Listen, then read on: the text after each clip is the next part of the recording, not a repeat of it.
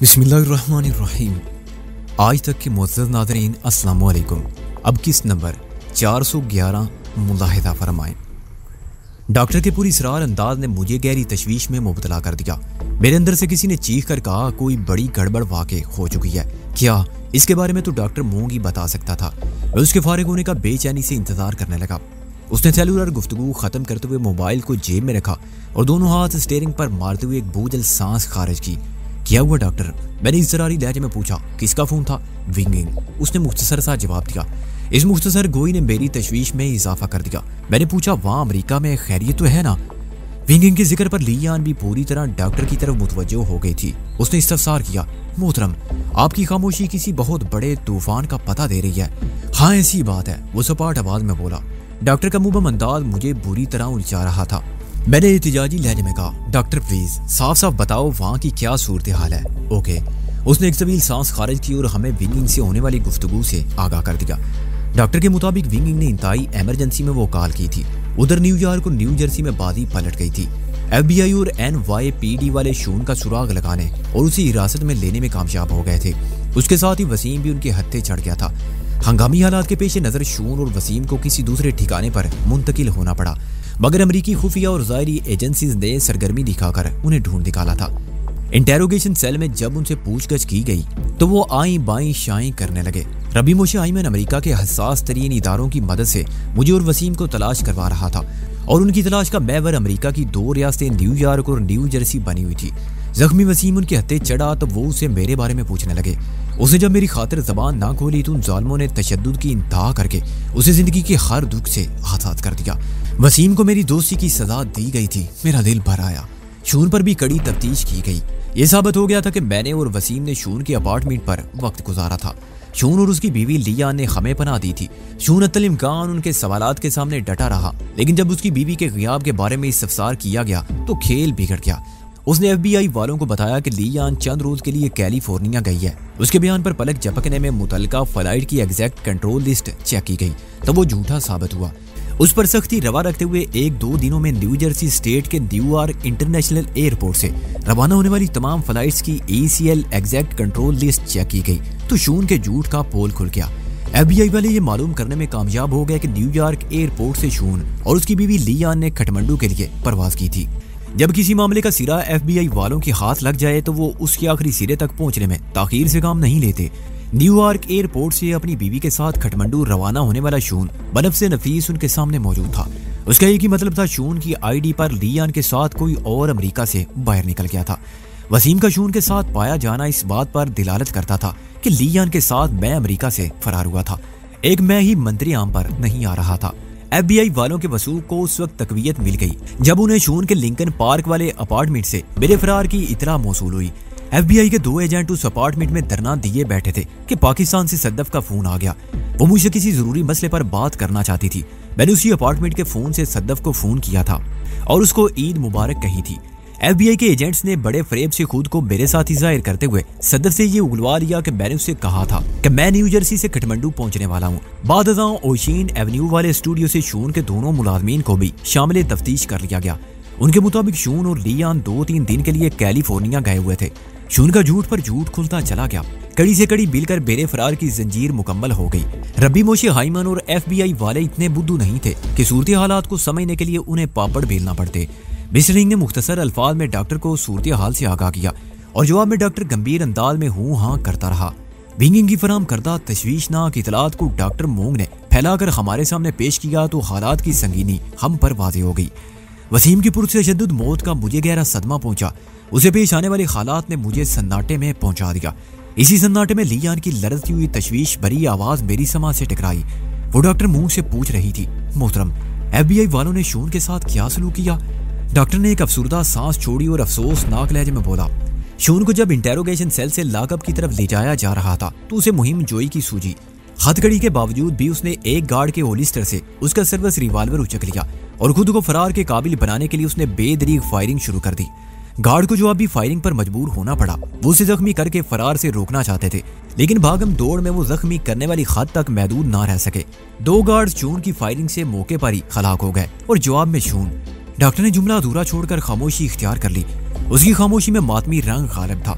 मुझे ये समझने में देर ना लगी कि शून हमें छोड़कर हमेशा हमेशा के लिए कहीं दूर चला गया था। मेरा दिल वसीम की मौत का सुनकर पहले ही बहुत बोझल था। शून की रुखसती ने इस बोझ में बेपनाह और इजाफा कर दिया। मैंने अफसोसनाक अंदाज में सर झटकते हुए गर्दन झुका ली। मेरे और मोशी खाइमन के दरमियान दुश्मनी और इंतकाम की जो आग रोशन थी उसने वसीम और शून को भी निकल लिया था। मेरा दिलो दिमाग रब्बी की तरफ से शदीद नफरत से लबरेज हो गया।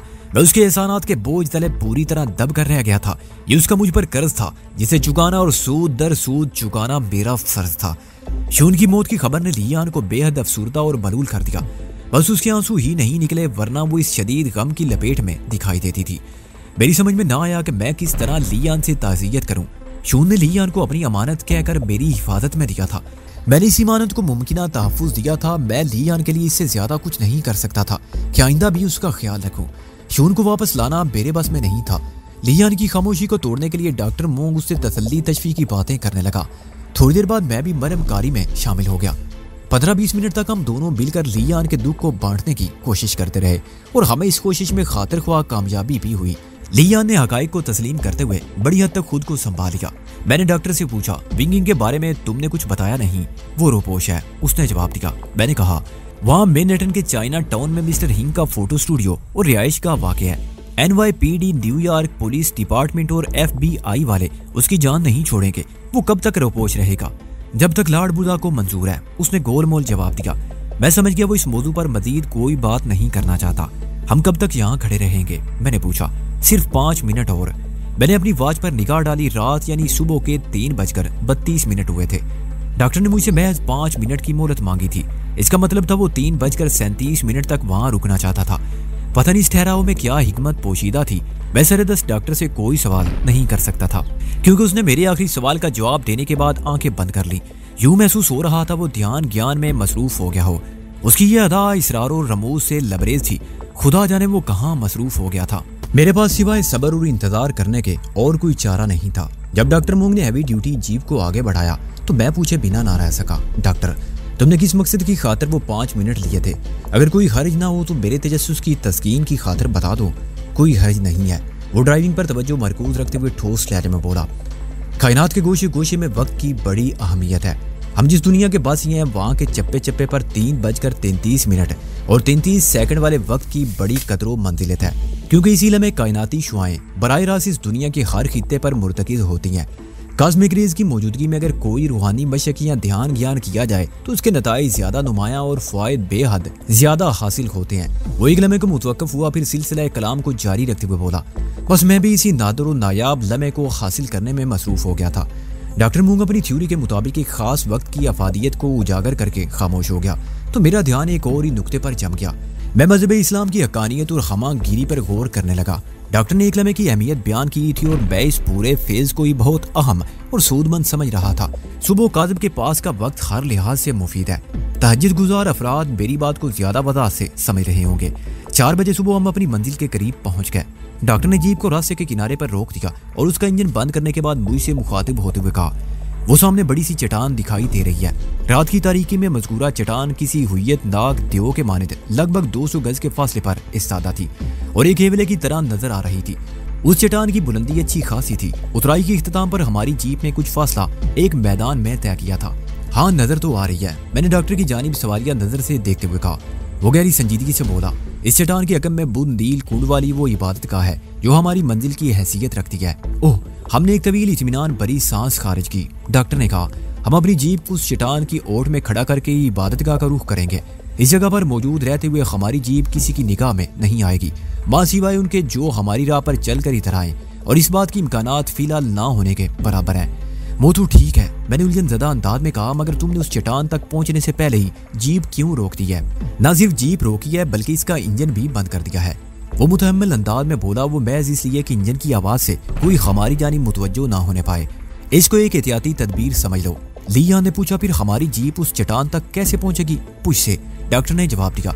हम जीप को धकेलते हुए उस महफूज मुकाम तक ले जाएंगे जहां हमारी जीप खड़ी थी। वहां से वो चट्टान कमोबेश 200 गज के फासले पर वाक़ थी और ये अच्छा खासा फासला था, मगर लियान ने इस हवाले से कोई सवाल नहीं उठाया। वो थोड़ी देर पहले मेरे पुश का चमत्कार देख चुकी थी। वो मेरी जानिब ऐसी नजर से देखने लगी जैसे पूछ रही हो, जीप का पुश मैं दूंगा ना? डॉक्टर ने लियान को मुखातिब करते हुए कहा, तुम्हारी ज़हनी कैफियत कैसी है? क्या तुम खुद को एक आसान सी ड्राइविंग के काबिल समझ रही हो? ऐसी ड्राइविंग जिसमें स्टीयरिंग पर कंट्रोल रखते हुए महज ब्रेक्स का इस्तेमाल करना होगा। उसने जवाब में सर को इस बाती झुंबश दी। उसके बाद डॉक्टर की प्लानिंग के तहत लियान ड्राइविंग सीट पर आ बैठी। मैं और मूंग रिफूशे धीरे धीरे जीप को धकेलने लगे। कुछ ही देर बाद हम जीप समेत मतलूबा महफूज मुकाम तक रसाई हासिल करने में कामयाब हो गए। आइंदा 10 मिनट में हम पूरी तैयारी के साथ जीप को चट्टान की आड़ में छोड़कर इबादत गाह की तरफ बढ़ रहे थे। 7mm गन्स को लोड करके हम अपने साथ ले आए थे। उनमें से एक गन मेरे पास और दूसरी लियान के पास थी। फाजिल राउंड्स की अच्छी खासी तादाद हमने अपने गर्म लिबास में छुपा रखी थी। डॉक्टर मुंह खाली हाथ था। मैं कुछ अर्सा पहले जब दिन की रोशनी में यहाँ आया था तो मुझे बहुत अजीब सा महसूस हुआ था। ताम कुछ दिन वहाँ गुजारने के बाद मैं वहाँ के माहौल और ऊंचे नीचे रास्तों से अच्छी तरह वाकिफ हो गया था। बुंदेलकुंड की वो इबादतगाह एक पेगोड़ा की शक्ल में बुलंद टीले पर दरिया के किनारे वाक़ थी। ये मुकाम बागमती की तरफ जाने वाली सड़क से लगभग 5 मील हटकर था। नशेब में बहने वाले दरियाए बागमती की दूसरी जानिब दूर तक सरसब्ज और शादाब वादी फैली हुई थी, लेकिन वादी की सारी सरसब्जी और शादाबी को इस वक्त रात की मुहीब तारीकी ने निकल रखा था। ये कदीम बुद्ध इबादतगाह सैकड़ों साल पुरानी थी। दूर से इबादतगाह की पेगोड़ा नुमा इमारत छोटी नजर आती थी, लेकिन करीब पहुंचकर यह अच्छी खासी बड़ी दिखाई देने लगती। हम नहायत ही एहतियात के साथ कदम उठाते हुए इबादतगाह के अकब में पहुंच गए। इसी दौरान में हमने इबादतगाह की तरफ से किसी किस्म की कोई आवाज उभरते नहीं सुनी थी। हम एक महफूज मुकाम पर रुककर लाए अमल तरतीब देने लगे। हमारी आवाज सरगोशियों से मुशाबा थी। डॉक्टर ने ठहरे हुए धीमे लहजे में कहा, इबादतगाह के अंदर और कुर्बो जवार में फैला हुआ सन्नाटा इस बात की गवाही दे रहा है कि या तो सब खैरियत है और या फिर कुछ भी खैरियत नहीं है। लिया ने थके हुए लहजे में कहा, जीप से लेकर यहाँ तक पहुंचने में जिमी फूंडा के किसी आदमी से हमारा सामना नहीं हुआ। ये एक अजीब सी बात है। इससे जाहिर होता है वो लोग या तो इधर आए ही नहीं या फिर अपना काम करके यहाँ से रुखसत हो चुके हैं। लिया ने डॉक्टर मूंग के तजिए ही को अल्फाज बदल कर दोहरा दिया था। थोड़ी देर पहले उसे शोर की मौत की खबर सुनाई गई थी, लिहाजा उसका ज़हनी तौर पर अपसेट होना एक फितरी बात थी। मैं लियान को नजरअंदाज करते हुए डॉक्टर मूंग की जानिब मुतवज्जो हो गया। तुमने बताया था इबादतगाह के अंदर तुम्हारे 6 अफराद मौजूद है, 4 सादा लिबास पुलिस वाले और 2 तुम्हारे खास आदमी। वो इबादतगाह की निगरानी और हिफाजत के लिए यहाँ छोड़े गए हैं। ये तो नहीं हो सकता कि वो सब के सब एक साथ सो गए हों। उनमें से कम 2 आदमी अफराद को तो जाकर पहरा देना चाहिए था, लेकिन इस तरफ छाई खामोशी मुझे बहुत दूर तक सोचने पर मजबूर कर रही है। मैंने तशवीशनाक अंदाज में जुमला अधूरा छोड़ा तो डॉक्टर ने सरसराती सरगोशी की। मुझे यकीन है वो पूरी तरह अलर्ट हो गए। फिर फैसला सुनाते ही उसने बारी बारी हम दोनों को देखा और कहा, मैं इबादतगाह के सामने वाले हिस्से से पेश कदमी करता हूँ। तुम दोनों अकबी हिस्से को आजमाओ। हमें बिखर कर अपने टारगेट पर पहुंचना है और सिमट कर अपने मकसद को समेट लेना है। डॉक्टर ने बड़े खूबसूरत अल्फाज में कार्रवाई का नक्शा खींच डाला था। मैंने अपनी गन उसकी तरफ बढ़ाते हुए कहा, ये तुम रख लो। मैं अगर जरूरत महसूस करूंगा तो लियान से गन ले लूंगा। मैंने तुम्हें बताया है ना कि गन का इस्तेमाल मुझे पसंद नहीं है। मेरे साथ भी यही सूरत हाल है डॉक्टर। वो मुतज़ब्ज़ब नजर से मुझे देखने लगा। मैंने दोस्ताना अंदाज में कहा, डॉक्टर हम यहाँ से 2 टोलियों में बंटकर अपने मकसद की तरफ बढ़ रहे हैं। यह अलग बात है कि तुम्हारी टोली सिर्फ एक फर्द यानी तुम पर मुश्तमिल है। ऐसी सूरत में असूली तौर पर तो तुम्हारे पास ज्यादा असला होना चाहिए। चलो ज्यादा ना सही, कम अज कम इस सलाकत खेज खुदकार ताकत में दोनों जानिब तवादन तो होना चाहिए ना। मैंने गन बरदार हाथ को बदस्तूर आगे बढ़ाए रखा। डॉक्टर की हिचकिचाहट तूल पकड़ने लगी तो मैंने फैसला कुन लहजे में कहा, रख लो डॉक्टर। अगर तुम्हें गन चलाना पसंद नहीं तो अपने किसी बंदे को दे देना। इस खतरनाक गन की उन्हें बहुत जरूरत है। डॉक्टर ने मेरे हाथ से वो हलाकत खेज 7mm ऑटोमेटिक राइफल ले ली। हमारे दरमियान खामोश नजरों का तबादला हुआ। फिर वो उस रास्ते पर हो लिया जो जरा घूमकर इबादतगाह के सामने वाले हिस्से में नमूदार होता। बुंदेलकुंड की इस इबादतगाह का सामने वाला बैरूनी हिस्सा एक वसी व अरीज खालनुमा कते पर मुश्तमिल था, जिसके ऐन वस में एक चबूतरे पर महात्मा बुद्ध का मुजस्मा इस्साता था। फास्टिंग बुद्धा फाका जदा बुद्धा का ये मुजस्मा कमोबेश 3 फुट बुलंद था, जो सुर्ख पत्थरों को तराश कर बनाया गया था। फास्टिंग बुद्धा का वो मुजस्मा किसी संग तराश की फनकाराना महारत का मुंह बोलता सबूत था। अंदर को धंसते हुए पेट के दाएं बाएं बुद्धा की पसलियां बआसानी गिनी जा सकती थी। इबादतगाह का अकबी हिस्सा एक अजीम चट्टान से जुड़ा हुआ था। मुझे और लियान को उसी सम से इबादतगाह की तरफ बढ़ना था। मैं लियान के साथ एहतियात से कदम उठाने लगा। चारों जानिब एक पुरस्रार सी खामोशी छाई हुई थी। इस होलनाक सन्नाटे में हम आगे बढ़ते चले गए। एक जगह लियान अचानक रुक गई और गन को मेरी तरफ बढ़ाते हुए बोली, वैतान ये तुम ले लो। मेरी हिफाजत के लिए तुम मौजूद हो तो फिर मुझे क्या परवाह है। वैसे भी यह आतिशी असले का जेवर मर्दों ही को जचता है। अंधेरा होने के बावजूद भी मैंने उसके चेहरे पर थकन को नोट कर लिया। वो ताज़ा ताज़ा बेवा हुई थी। इस सदमे के असरात उसकी आवाज से हुफीदा थे। उसने आम बीवियों की तरह रोना पीटना तो नहीं मचाया था, ना ही उसकी आंख से एक आंसू भी टपका, मगर वो बेहद संजीदा नजर आने लगी थी। और ये संजीदगी उस संजीदगी से कतई मुख्तलिफ थी जो डॉक्टर मूंग की मौजूदगी के बायस एहतराम ओढ़ कर उस पर गालब आ जाती थी। मैंने उसके हाथ से गन ले ली और हम खामोशी के साथ आगे बढ़ने लगे। चंद कदम का फासला तय करने के बाद हमें रुक जाना पड़ा। एक साया सा मेरी निगाह के सामने लहराया। मुझे यूं लगा कोई इंसानी हेबला किसी छल्लावे के मानिंद उधर से इधर हो गया हो। मैं गन सुनते मोहतात नजर से इधर उधर देखने लगा, लेकिन वहां मुझे कोई दिखाई ना दिया। एक लम्हे को मैंने यही सोचा शायद वो मेरे तस्वुर की करिश्माकारी थी। हम जिस किस्म के हालात से गुजर रहे थे उनमें वाय में तख्लीक होना कोई खास बात नहीं थी, मगर वो मेरा वहम या नजर का धोखा नहीं था। अगली लम्हे मेरी समात ने गुर्राती हुई आवाज सुनी, गन फेंक कर शराफत से सीधे खड़े हो जाओ। ये तहमकाना आवाज हमारे अकब से उभरी थी। लबो लहजा खालिस अमरीकी था, ताम उसने गुर्राट भरी आवाज को ज्यादा बुलंद नहीं होने दिया था। यकीनन ये वही शख्स था जिसका साया सा बैरे तारीकी में लहराते देखा था। वो दोबारा गोया हुआ, किसी गलतफहमी में ना रहना, मैं इस वक्त तुम्हारे बहुत करीब हूँ, तुम दोनों मेरे निशाने पर हो। अगर तुमने 3 गिनने तक गन नहीं फेंकी तो फिर तुम्हारी जिंदगी की कोई जमानत नहीं दी जा सकती।